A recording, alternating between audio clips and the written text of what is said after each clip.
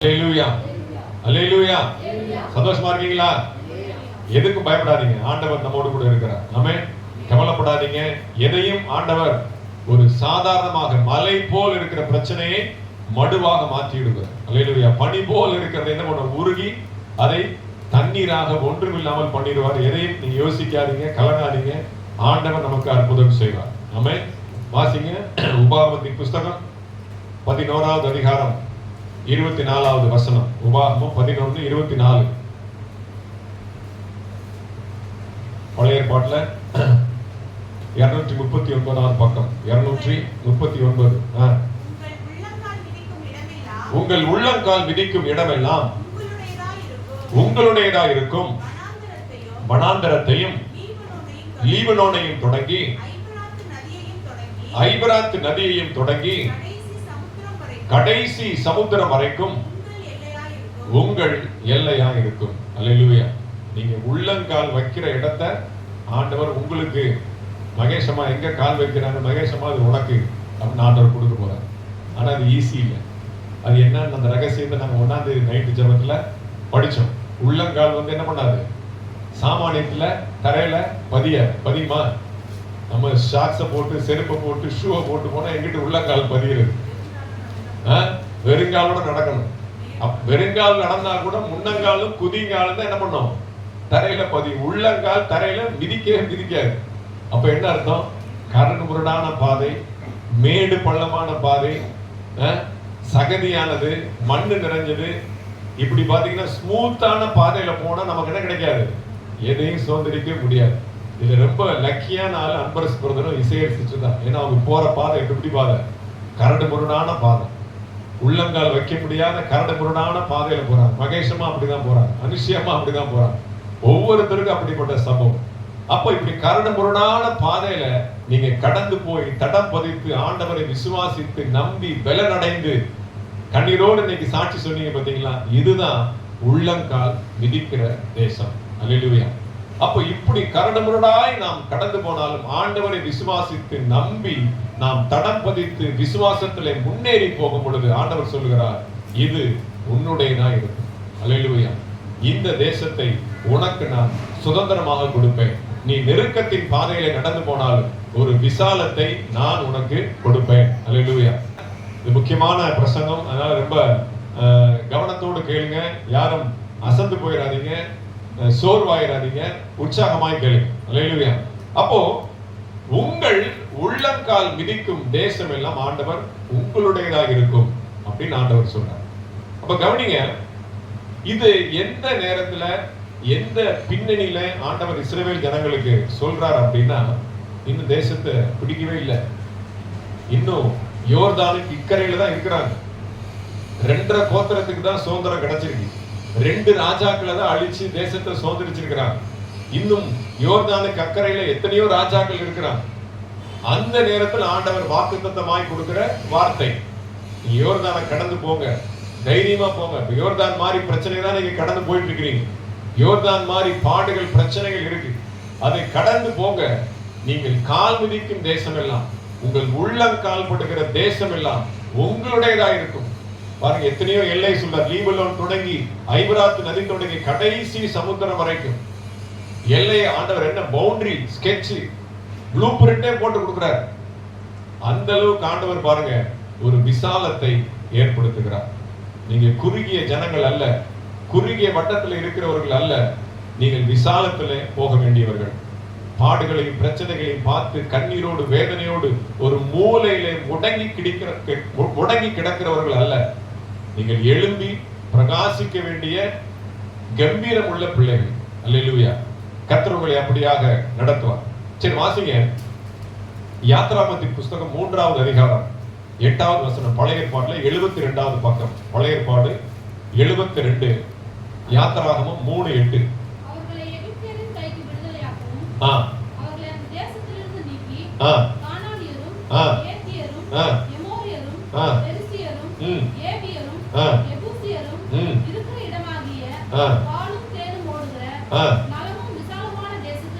நலமும் விசாலமுமான தேசத்தில் கொண்டு போய் சேர்க்க இறங்கினேன்.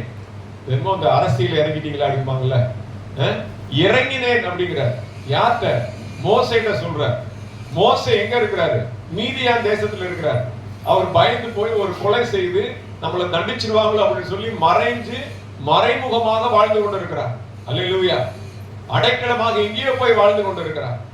அப்படி மூலையில் இருக்கிற மோசேயை கூப்பிட்டு வந்து, நீ என் ஜனத்தை எகிப்திலிருந்து விடுதலை செய்து கொண்டு வருவாய், நான் உன்னை பலப்படுத்துவேன், 7 விதமான ஜாதிகளை அவர்கள் துரத்தி அவர்களுக்கு நலமும் விசாலமுமான தேசத்தை கொடுப்பதற்காக நான் இறங்கினேன் அப்படிங்கிறார்.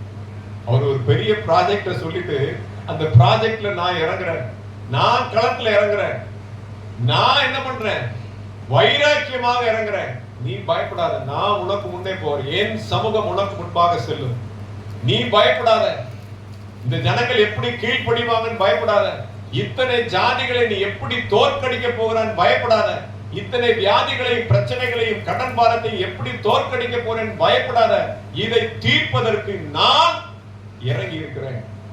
போன மாசம் பாஸ்டர்ஸ் மீட்டிங் போயிருந்தோம்.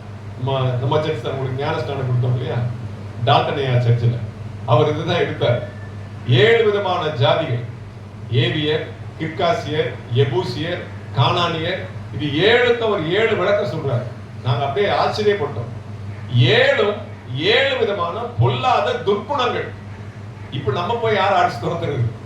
இது ஜனநாயக நாடு, யாரை அடிச்சு துரத்த முடியாது. இது எதை குறிக்கிறதுன்னா, நமக்குள்ளே இருக்கிற 7 விதமான ஜென்ம சுபாவங்களை குறிக்கிறது. பாவங்களை ஆண்டவர் மன்னித்து விட்டார், அக்கிரமங்களை மன்னித்து விட்டார். சில ஜென்ம சுபாவங்கள் நம்ம விட்டு போகவே போகாது. தொட்டில் பழக்கம் சுடுகாடு வரைக்கும் இருக்க முடியுமா? நமக்கு சுடுகாடு வரைக்கும் போக கூடாது. சர்ச்சுக்குள்ள செருப்ப கலந்த உடனே போயிடணும். எந்த ஜென்ம சுபாவமும் இருக்கக்கூடாது. 7 விதமான பொல்லாத துர்க்குணங்களை நாம் விரட்ட வேண்டும் அப்படின்ட்டு அந்த ஒவ்வொரு 7 ஜாதிகளுக்கும் 7 விதமான ஜனங்களுக்கு அவர் ஒரு அர்த்தம் வைத்து அன்னைக்கு விளக்கி சொன்னார் பாஸ்டர்ஸ் மீட்டிங். ரொம்ப எங்களுக்கு ஆசீர்வாதமா இருக்கு. அப்போ அப்பேற்பட்ட கொடிய 7 விதமான ஜாதிகளை துரத்தி உங்களுக்கு பாலும் தேனும் ஓடுகிறதான நலமும் விசாலமுமான தேசத்தை உங்களுக்கு கொடுப்பதற்காக நான் இறங்கினேன் அப்படிங்கிறார். அல்லேலூயா. அப்போ மிக நெருக்கம் எது? மரணம். அல்லேலூயா. அப்போ மரண இருளின் பள்ளத்தாக்குகளில் நடக்கிற ஜனங்களுக்கு ஒரு மகா பெரிய வெளிச்சத்தை கொடுக்க ஆண்டவர் சித்தம் கொண்டவராய் இருந்தார். யோவான் சுவிசேஷம் 3வது அதிகாரம் 16, 17 வாசிங்க. யோவான் 3, 16, 17 புதிய ஏற்பாட்டில் 127வது பக்கம், 127. தேவன் தம்முடைய ஒரே பேரான குமாரனை விசுவாசிக்கிறவன் எவனோ அவன் கெட்டுப் போகாமல் நித்திய ஜீவனை அடையும்படிக்கு அவரை தந்தருளி இவ்வளவாய் உலகத்தில் அன்பு கொண்டார். உலகத்தை ஆக்கினைக்குள்ளாக தீர்க்காதபடிக்கு தேவன் தம்முடைய குமாரனை உலகத்தில் அனுப்பாமல் அவராலே ரட்சிக்கப்படுவதற்காகவே அனுப்பினார். மோசேயை தேவன் முச்சடியில் இருந்து தெரிந்து கொண்டு அனுப்பியதற்கு என்ன காரணம்? 7 ஜாதிகளை துரத்தணும், எகிப்திய சாம்ராஜ்யத்தை நிர்மூலமாக்கணும், எகிப்திய சாம்ராஜ்யத்தை தலைகீழாக புரட்டி போடணும், எகிப்து சாம்ராஜ்யத்தை அழித்து இஸ்ரவேல் ஜனங்களை விடுதலையாக்கி கொண்டு வரணும். அதுக்காக மோசேயை தேவன் அனுப்பினார். அந்த இயேசு கிறிஸ்து எதுக்கு அனுப்பினார்? அழிப்பதற்காக அல்ல, உலகத்தை ஆக்கினைக்குள்ளாக தீர்ப்பதற்கு அல்ல. அவராலே, யாரால? இயேசு கிறிஸ்துவாலே உலகம் ரட்சிக்கப்படுவதற்காகவே அவரை அனுப்பினார். உங்களுக்கு நலமும் விசாலமுமான தேசத்தை கொடுப்பதற்காக இறங்கினேன் அப்படின்னா, இறங்கினேன்னு அர்த்தம் மேல இருந்து தானே கீழே இறங்க முடியும். சர்ச் நம்ம ஃபர்ஸ்ட் ஃப்ளோர்ல இருக்கு, நீங்க மேல இருந்து கீழே இறங்கி வீட்டுக்கு போக போறீங்க. அப்ப இறங்கினேன் என்று சொன்ன அர்த்தம் அவர் பரலோகத்திலிருந்து இறங்கி வந்தார். எப்படி இறங்கி வந்தார்? பிதாவாகிய தேவனாலே அனுப்பப்பட்டார். சொல்லப்படல, அனுப்பினார். அப்ப அனுப்பினவர் இங்கே இறங்கினதின் நோக்கம் என்ன என்றால், ஒருவரையும் கெடுக்க கூடாது, ஒருவரையும் அழிக்க கூடாது. அன்றைக்கு பழைய ஏற்பாடு நடந்த சம்பவம் திருஷ்டாந்தமாக, அதனுடைய ஆவிக்குரிய அர்த்தம் வேற. ஆனா இன்றைக்கு இயேசு கிறிஸ்து ஒருவரையும் அழிப்பதற்காக, ஆக்கினைக்குள்ளாக தீர்ப்பதற்காக, தண்டனை கொடுப்பதற்காக அல்ல, எல்லா தண்டனையும் அவர் தன்மேலே வாங்கி கொண்டு ஒரு மகா பெரிய விடுதலையை, ரட்சிப்பை கொடுக்கவே வந்தார். அப்ப அவர் வர்றதுக்கு முன்னாடி எப்படி இருந்துச்சு? பூமி குறுகலா இருந்துச்சு. மரண பயம், எல்லாம் பயந்து பயந்து வாழ்ந்தாங்க. பழைய ஏற்பாடு முடிந்ததுக்கு அப்புறம் சொல்லப்பட்டிருக்கு மகா பெரிய இருண்ட காலம் அப்படின்னு சொல்லப்பட்டிருக்கு. சரித்திரப்படி பழைய ஏற்பாடு முடிந்து புதிய ஏற்பாடு ஆரம்பிக்கிற காலம் வரைக்கும், இயேசு கிறிஸ்துடைய பிறப்பு வரைக்கும் இருண்ட காலம் அப்படின்னு வரலாற்று ஆசிரியர்களே சொல்றாங்க. அப்ப இருண்ட காலம் என்றால் என்ன? மகா பெரிய இருள். என்ன அப்படின்னா குழிக்குள்ள போறதுதான் இருள். அல்லேலூயா. மரண இருள் தான் மகா பெரிய இருள். அப்ப அந்த மரண பயத்தினாலே ஒவ்வொரு நாளும் அவதிப்பட்டு, மரணத்தினாலே ஒவ்வொரு நாளும் துக்கித்துக் கொண்டிருக்கிற ஜனங்களுக்கு மரண பள்ளத்தாக்குகளில் மரணம் போன்ற வேதனை. சொல்றாங்க சாவடி அடிச்சிட்டான். அது சென்னையில தான் அந்த பாசையை நான் கேட்கிறேன். என்னை சாவடி அடிச்சிட்டான் அவன் அப்படிமா. பார்த்தா கணத்துல லேசா அடிச்சிருப்பான். சாவடி அடிச்சிட்டான் என்ன? சாத்தானும் பொல்லாத கிரியைகளும் அசுத்த ஆவிகளும் நம்ம எலும்பு விடாதபடிக்கு ஜான் ஏறுனா மொளை சறுக்கு. அப்படிதான் நம்மளை எழும்ப விடாமல், நம்மை பிரகாசிக்க விடாமல் இருளுக்குள்ளே அமுக்கி அமுக்கி அமுக்கி ஒரு வெளிச்சத்தை காண முடியாமல் இருந்த நமக்கு சபை மூலமாக, கிறிஸ்துவின் இரத்தத்தின் மூலமாக, அவருடைய ஜீவனாலே, பிதாவாகிய தேவன் அவரை அனுப்பினதினாலே மரண இருளின் பள்ளத்தாக்கில் நடக்கிறவர்களுக்கு ஒரு பெரிய விசாலம் என்ன? இயேசு கிறிஸ்து. அல்லேலூயா. அது வரைக்கும் உலகத்தின் பாதை குறுகலாயிருந்தது. வழி தெரியாது, திக்கு தெரியாது, திசை தெரியாது. உங்க முன்னாடி இவ்வளவு கம்பீரமா பேசுறேன். நான் மிகப்பெரிய தாழ்வு மனப்பான்மை உடையவன். யார்கிட்டையும் பேசுறதுக்கு ரொம்ப கூச்சப்படுவேன். யார் வீட்டுக்குள்ளே நுழைய மாட்டேன். எந்த சொந்தக்காரங்க வீட்டுக்கு எங்களை ஆரம்பத்துல எங்க அம்மா அப்பா நடத்தினதே கிடையாது. வெளியில அவ்வளவா நாங்க சுத்தாத ஆள். இன்னைக்கு பாருங்க அப்படியே ஆப்போசிட். என்ன இங்க யாராவது ஒரு நூல் விட்டா போதும் அப்படியே பொல பொல பொலன்னு பேசுறதுக்கு ரெடி.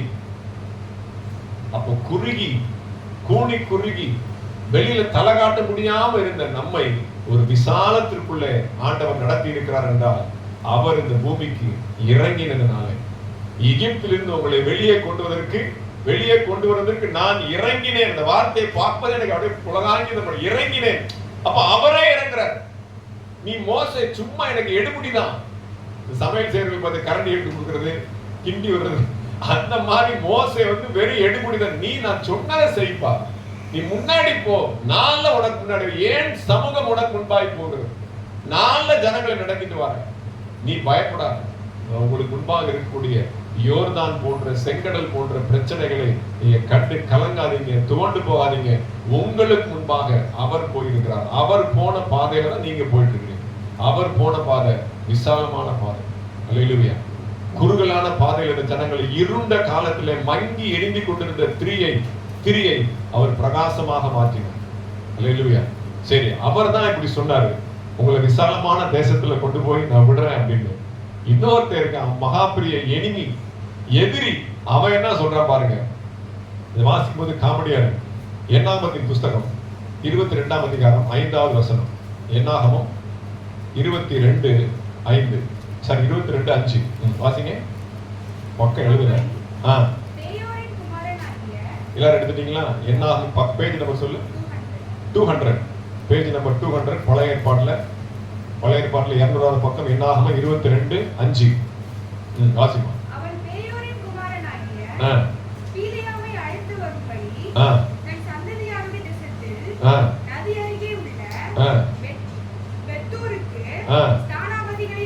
அனுப்பி எகிப்திலிருந்து ஒரு ஜனக்கூட்டம் வந்திருக்குது. அவர்கள் பூமியின் விசாலத்தை மூடி எனக்கு எதிரே இறங்கி இருக்கிறார். யாரு? இஸ்ரவேல் ஜனங்களை பார்த்து பாலாக் சொல்றான், இவங்க அற்பமா அப்படியே வனாந்தரத்தை கடந்து அப்படியே சோர்ந்து போய் ரொம்ப கலங்கி போய் வராங்க. இவங்களை பார்த்து பயப்படுறான். 2 ராஜாக்களை தான் ஜெயிச்சிருக்கிறாங்க இதுக்கு முன்னாடி. அதை பார்த்துட்டு பயப்படுறான். இவர்கள் என்ன பண்ணிருக்காங்களா? பூமியின் விசாலத்தை மூடுகிறவர்கள் எனக்கு முன்னே இறங்கி இருக்கிறார்கள். ஆண்டவர் சொல்றார், நான் இறங்கினேன்னு. இவங்க இறங்குறத பார்த்து பயந்துட்டான். ஆண்டவரே இறங்கின மாதிரி நினைச்சிட்டான். நம்மளாம் யாரு? பூமியின் விசாலத்தை மூடுகிறவர்கள். நீங்க தான் மூடி, நீங்க தான் கேப் சொல்லுவாங்க. ஊர் வாயை மூடிடலாம், உழப்பான வாயை மூடிடலாம், ஊர் வாயை மூட முடியாது. நம்ம மூட முடியும். பழமொழியெல்லாம் நமக்கு ஆப்போசிட் தான். அதெல்லாம் ஒண்ணு சரி வராது. அல்லேலூயா. ஊர்வாயம் மூடலாம், உலகத்தையே மூடுறவங்க ஊர்வாயம் மூட முடியாதா? மூட முடியும். பூமியின் விசாலத்தை மூடுகிறவர்கள் நாம் தான். பாலாக் பயந்து போகிறான், ஏன்னா நாம் விசாலத்தின் ஜனங்கள். அல்லேலூயா. எப்படி நாம் பூமியினுடைய வாயை மூடுகிறவர்களா இருக்கிறோம்? அது எப்படி செய்யறோம்? நாம தான் செய்ய போறோம். எப்படி செய்ய போறோம்? வாசிங்க 1 கொரிந்தியர் புத்தகம் 6வது அதிகாரம் 2வது வசனம். புதிய ஏற்பாட்டுல 231. புதிய ஏற்பாடு புத்தகம் 231வது பக்கம். 1 கொரிந்தியர் 6:2. பரிசுத்தவான்கள் உலகத்தை நியாயம் தீர்ப்பார்கள் என்று அறியீர்களா? உலகம் உங்களால் நியாயம் தீர்க்கப்படுவதா இருக்க, அற்ப வழக்குகளை தீர்க்க நீங்கள் அபாத்திரர். அந்த 2வது பாயிண்ட் விட்டுருங்க, அது சண்டை, விட்டுருங்க. உலகத்தை நியாயம் தீர்க்கிறவர்களாக நீங்கள் இருக்கிறீர்கள். எப்படி? நம்மளதான் ஆண்டவர் என்ன பண்ண போறாரு? உலகத்தை நியாயம் தீர்க்கிறது கொடுக்க போறாரு. அப்ப உலக பூமியின் விசாலத்தை மூடுகிறவங்க நம்ம. இந்த உலகத்தையே நம்ம நியாயம் தீர்க்க போறோம். இந்த உலகத்துக்கே நாம தான் ஜட்ஜி. எல்லா கேஸும் நம்மகிட்ட தான் வரப்போகுது. நம்ம தான் ஃபைல்ல கையெழுத்து போட்டு கேஸை க்ளோஸ் பண்ண போறோம். நாம தான் பரிசுத்தவான்கள். தேவனுடைய சபை தான் பரிசுத்தவான்கள். இயேசு கிறிஸ்துவின் இரத்தத்தினாலே கழுவி சுத்திகரிக்கப்பட்டவர்கள் தான் மீட்பர்கள், நீதிமான்கள். அல்லேலூயா. அவர்களை கொண்டுதான் ஆண்டவர் உலகத்தை நியாயம் தீர்க்க போடுகிறார். எப்படி? மோசே அநேக நியாயாதிபதிகளை ஏற்படுத்தினான். இஸ்ரவேல் ஜனங்கள் லட்சக்கணக்கா இருக்கிறாங்க. அவர்களை அவனால நியாயம் தீர்க்க முடியல. அப்ப லட்சத்துக்கு ஒருவன், 1000க்கு ஒருவன், 100க்கு ஒருவன் சொல்லி நியாயாதிபதிகளை அவன் நியமிக்கிறான். அவன் மேலே கர்த்தருடைய அபிஷேகம் இறங்குகிறது. ஒருவேளை அதே மாதிரி நமக்கு அது மாதிரி போஸ்ட் கொடுப்பார்னு நான் நினைக்கிறேன். அல்லேலூயா. அவர் வந்து நியாயம் தீர்க்கிறது கஷ்டம்.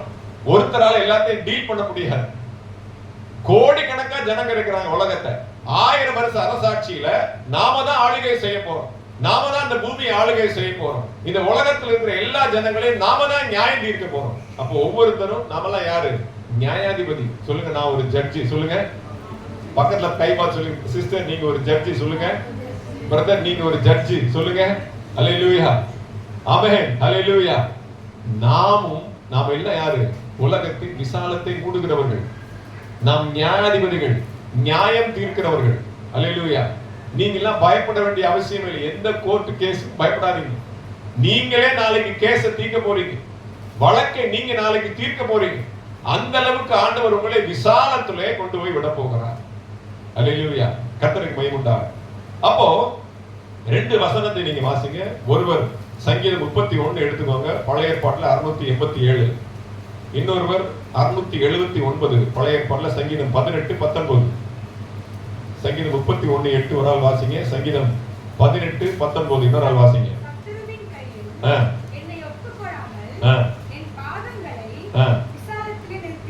பாருங்க, ஆண்டவர் நம்முடைய பாதத்தை விசாலத்துல நிறுத்தினார். ஒரு சத்துருவும் ஒரு தீங்கும் உங்களை அணுகாது. எல்லா சத்துருக்களுக்கும் என்னை நீங்களாக்கி மீட்டார் என்று சொல்லி தாவீது சொல்லுகிறார். இன்னொரு வசனம் வாசிங்க.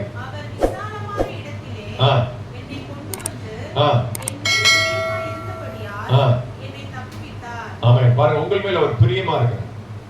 உங்களை நேசிக்காம, உங்களுக்கு உதவி செய்யாம, உங்களுக்கு சப்போர்ட் பண்ணாம, உங்களை தூக்கி விடாம அவர் வேற யாருக்கு செய்ய போறார்?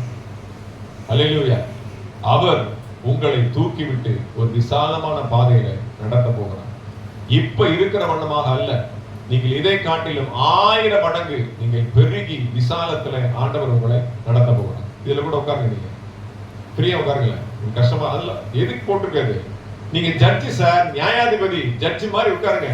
ஏன் உங்களுக்கு பேக் பெயின்னா அதுல உட்காருங்க. நான் எல்லாரும் முகத்தை பார்த்துட்டு தான் இருக்கிறேன். யாராருக்கு என்னென்ன கஷ்டம். ஃப்ரீயா ரிலாக்ஸா உட்காரு. அதுல உட்காருங்க. சோஃபால உட்காருங்க. பயப்படாது.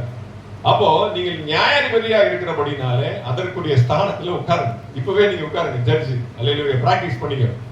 அதனால நீங்க எதற்கும் கலங்காதீங்க. ஒரு விசாலமான பாதையில ஆண்டவர் உங்களை நடத்த போகிறார். சரி, யோபு புஸ்தகம் 36வது அதிகாரம் 16 வாசிங்க. 665வது பக்கம். பழைய ஏற்பாட்டுல 665. அப்படியே அவர் நெருக்கத்திலிருந்து விலக்கி ஒடுக்கமில்லாத விசாலத்திலே வைப்பார். உம்முடைய போஜன பந்தி கொழுமையான பதார்த்தங்களால் நிரம்பியிருக்கும். அல்லேலூயா. இந்த உலகம் ஒரு நாளைக்கு குறுகி போயிடும். சொல்லப்பட்டிருப்பாருங்க, நெருக்கமா என்ன சொல்லப்பட்டிருக்கு இங்க? 2வது பகுதி மறுபடியும் வாசிங்க. நெருக்கமில்லாத விசாலத்துல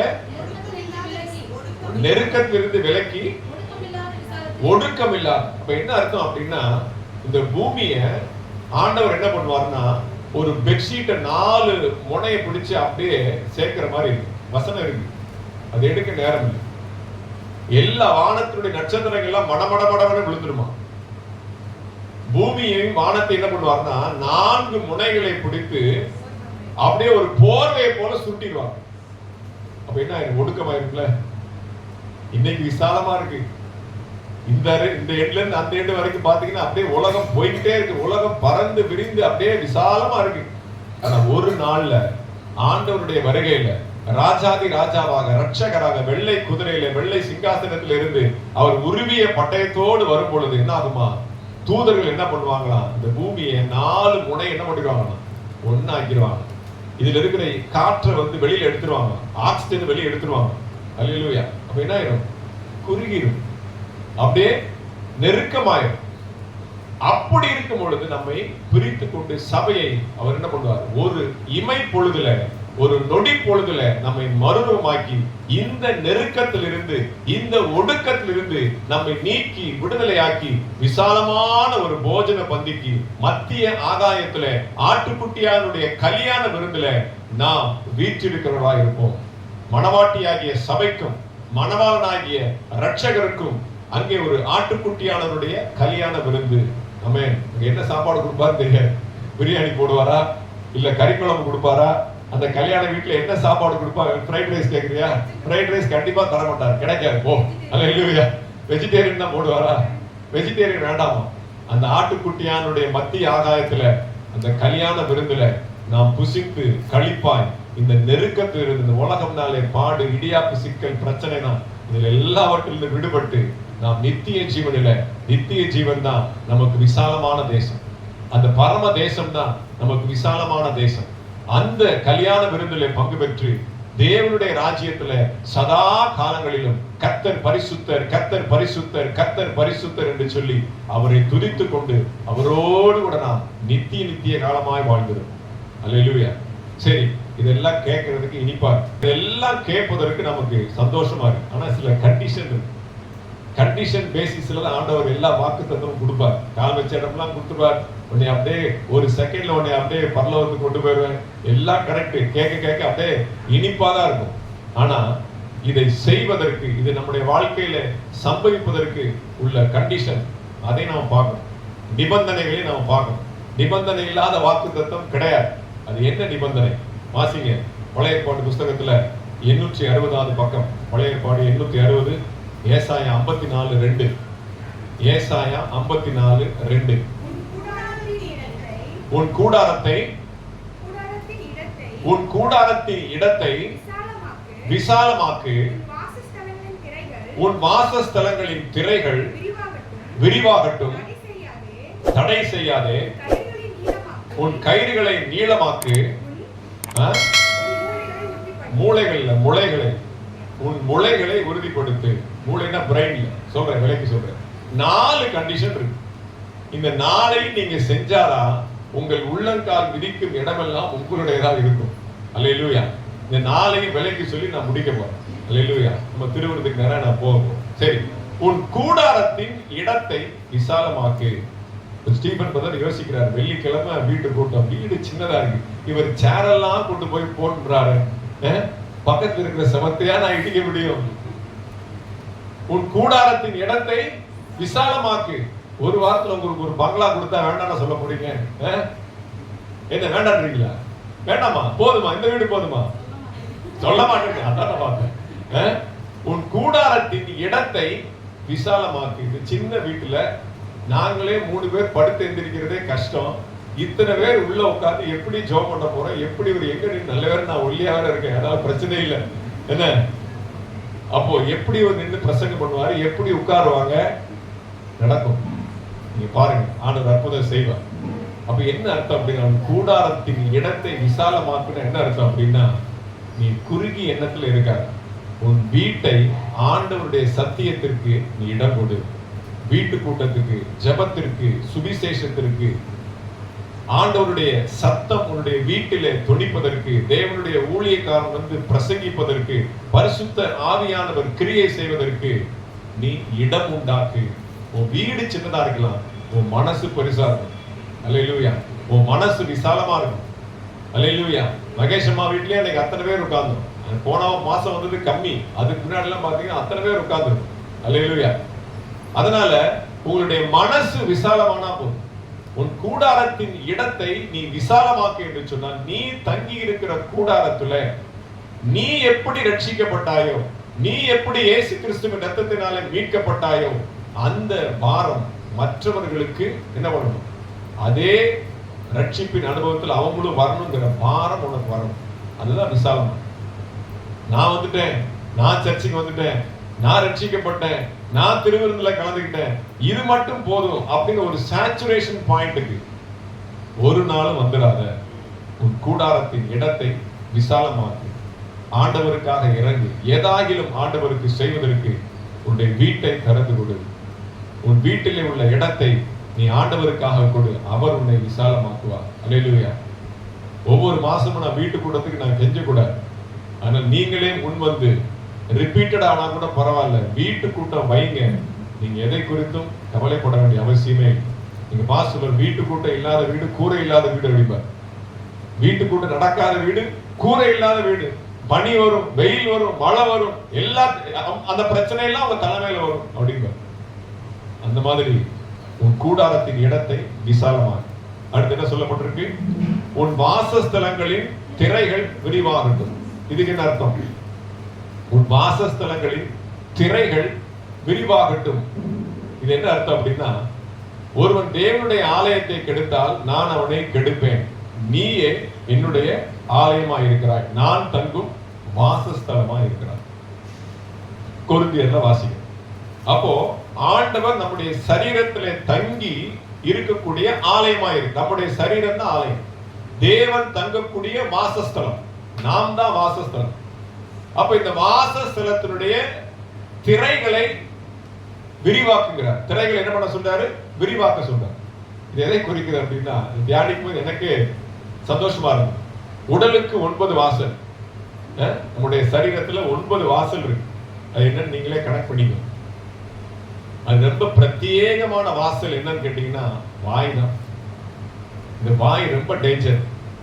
மற்ற வாசல்லாம் கூட ஓரளவு கண்ட்ரோல் பண்ணிடலாம், ஆனா அந்த வாயை கண்ட்ரோல் பண்றது ரொம்ப கஷ்டம். அந்த வாய் தான் அந்த வாசஸ்தலத்தினுடைய முக்கியமான பகுதி. அதனுடைய திரை என்ன தெரியுமா? 2 உதடு. வீட்டு வாசல்ல 2 ஸ்கிரீன் போட்டிருக்கீங்க பாத்தீங்களா? இப்படி ஒரு ஸ்கிரீன், இப்படி ஒரு ஸ்கிரீன். நீங்க தான் வீடு. உங்களுடைய வாயாகிய அந்த உதடை திறக்க சொல்றார். உம்மனா மூஞ்சி மாதிரி இருக்காதீங்க, வாயை மூடிட்டு இருக்காதீங்க. உன் வாயை விரிவாய் தர நான் அதை நிரப்புவேன் அப்படிங்கிற சுவிசேஷம் சொல்வதற்காக உன்னுடைய உதடுகள் திறக்கப்பட வேண்டும் அப்படிங்கிற. இயேசு நல்லவர், இயேசு உன்னை நேசிக்கிறார், இயேசு உன் ரட்சகர், இயேசு உன் பாவங்களை மன்னிக்கிறவர், நீ சபைக்கு வா என்று சொல்லி தயங்காமல் என்ன பண்ணும்? யாரை பார்த்தாலும் சொல்லணும், கூச்சப்படவே கூடாது. அல்லேலூயா. இதெல்லாம் செஞ்சாதான் நான் பரலோகத்துக்கு போக முடியுமா? கால் பிடிக்கும் தேசத்துல ஆண்டவர் கொடுப்பாரு. ஆமா, அல்லேலூயா. தைரியமா சொல்லணும். ஆமென். ராஜி சிஸ்டர்லாம் பாத்தீங்கன்னா இன்னும் ஞானஸ்நானம் கூட எடுக்கல, யார்ட்டையாவது பார்த்து சொல்லிட்டே இருப்பாங்க, சர்ச்சுக்கு வா சர்ச்சுக்கு வான்னு சொல்லிட்டு இருப்பாங்க. அவங்கள அழகான நினைச்சு நான் என்ன சொல்ல வரேன் அப்படின்னா, முதல் நாள் தண்ணி கேன் போட்டுட்டு போறாரு, என்னுடைய உதட நான் திறக்கலைன்னு சொல்லி நான் ஒவ்வொரு நிமிஷமும் நான் ஆண்டவர்கிட்ட மன்னிப்பு கேட்டு. ஏன்னா அந்த மனுஷனை பார்த்து ஒரு ஆதரவான ஒரு வார்த்தை உள்ள கூப்பிட்டு, வாங்க பிரதர், உங்களுக்கு என்ன பிரச்சனை, ஏன் இப்படி டல்லா இருக்கு, ஏன் இப்படி மூஞ்சி அப்படியே தொங்கி போயிருக்கு, வாங்க ஜெபம் பண்ணோம் அப்படி ஒருவேளை வீட்டுக்குள்ள கூப்பிட்டு ஒரு ஜெபம் பண்ணியிருந்தா இன்னைக்கு அவருடைய வாழ்க்கையை மாறி இருக்குவோம். தயவு செய்து உங்களுடைய உதடுகளை இறுக்கி மூடி வச்சுக் கொள்ளாதீங்க. உங்கள் வாசஸ்தலத்தின் அந்த திரையை விரிவாக்குங்க. உங்கள் உதடுகள் திறக்கட்டும். கர்த்தரை துதிங்க, கர்த்தரை ஆராதிங்க, ஜெபம் பண்ணுங்க. யாருக்கு எப்படி சொல்லணும்னு அந்த தைரியத்தையும் அந்த வார்த்தையையும் ஆண்டவர் உங்களுக்கு கொடுப்பார். சுவிசேஷம் சொல்றதுக்கு பயப்படுறோம், கஷ்டப்படுறோம், திகைக்கிறோம், குழம்புறோம், யோசிக்கிறோம்.